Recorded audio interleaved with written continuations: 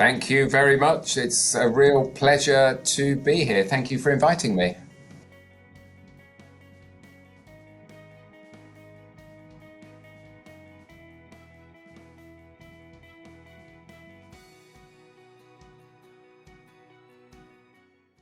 Yeah, I mean, as you mentioned, I've been a chief exec for 17, 18 years now, and I worked out, I've been chief exec of 8 different organisations in that time in the NHS. So I like to think I may have picked up a few tips or hints. And I suppose I'd group them into 3 key topics. The first one is about being inclusive and compassionate.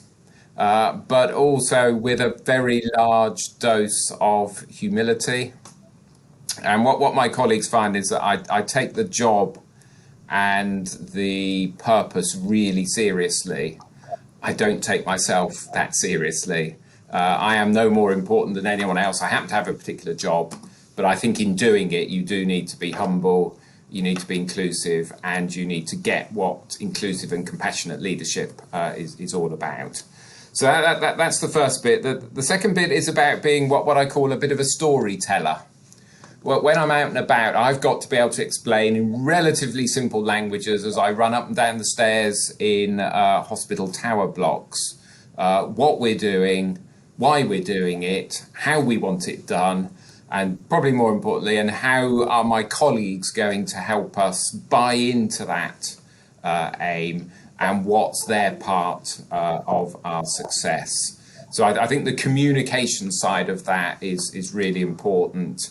And alongside the storytelling, I am a bit obsessed about media, not avoiding it, but actually running towards it and being able to tell the public all about the great things that we're doing, as well as the challenges that we've sometimes got. So that's the second one. And the third one is just about being able to collaborate with other people and hopefully influence them in the right way. And I include that collaborating and influencing my colleagues, our partners in the health and care system and beyond, but also key opinion formers like the media, like elected representatives. So those are the sort of style things that I've built my chief exec life around. Sometimes I get it right and sometimes I get it wrong.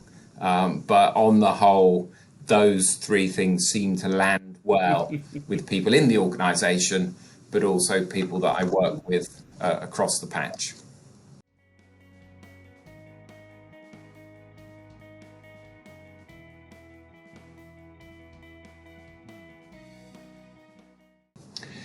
Yeah, I mean, I think we've got really big challenges at the moment around the well-being of our colleagues, so our people. I think the whole integration agenda with integrated care systems is with us, and post-pandemic, I think we've absolutely got the service restoration and recovery side.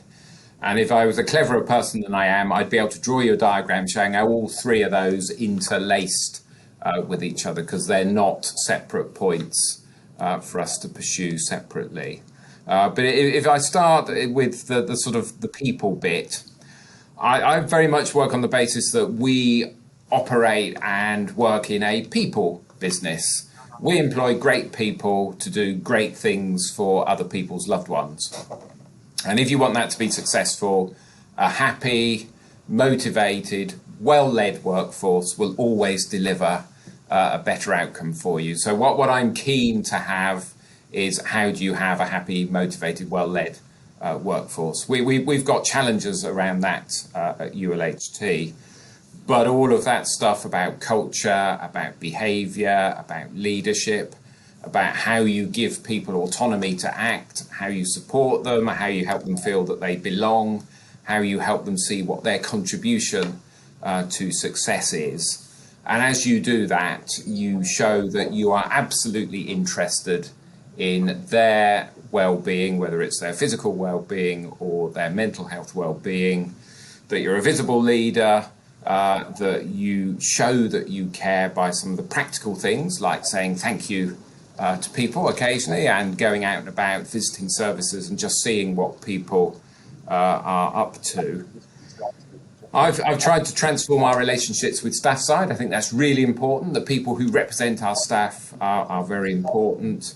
And the offers that we've got around well-being, whether they're physical or mental health, no point having them if people can't access them.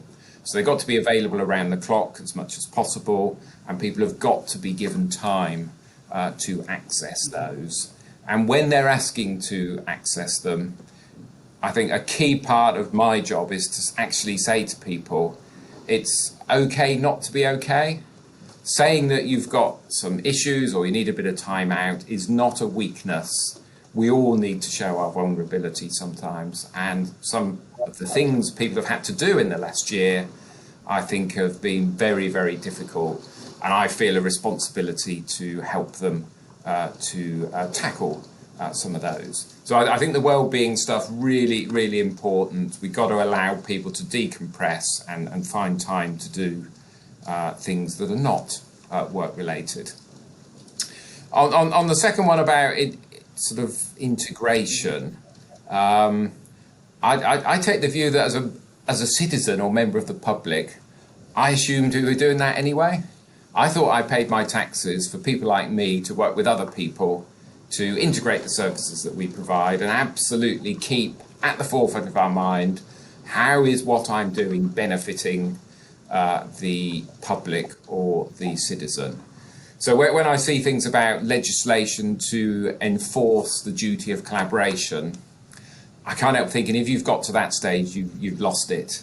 It's not going to happen if you're having to force people to integrate or to collaborate. So we locally in Lincolnshire have approached it very much from a behavioural side.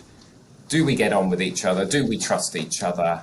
Are we clear of what those common goals are? Are we clear of the actions that will take us to integration?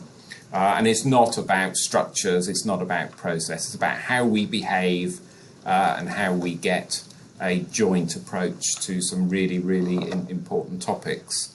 And one of those important topics is that third point about restoration and recovery. I won't go into all the detail now, but as we come out of the pandemic, we do have to get those services back up and running. And I always say to people, they're not numbers on a spreadsheet, those waiting lists and waiting times, they're other people's loved ones. So that should drive our actions to make things better, because other people waiting in pain, waiting in distress, isn't what our job is. It's not why I've worked 39 years in the NHS. We have to make sure that we recover and restore those services quickly, whilst recognising it's a different setup now. We've got all the infection prevention and control, we've still got social distancing, we've got a very tired workforce, we've got a huge backlog of work. So some of the stuff that Meridian are involved in about productivity, about changing processes, about a complete lean approach to how we do the work, including with our partners, that's the sort of stuff we now need to be getting into.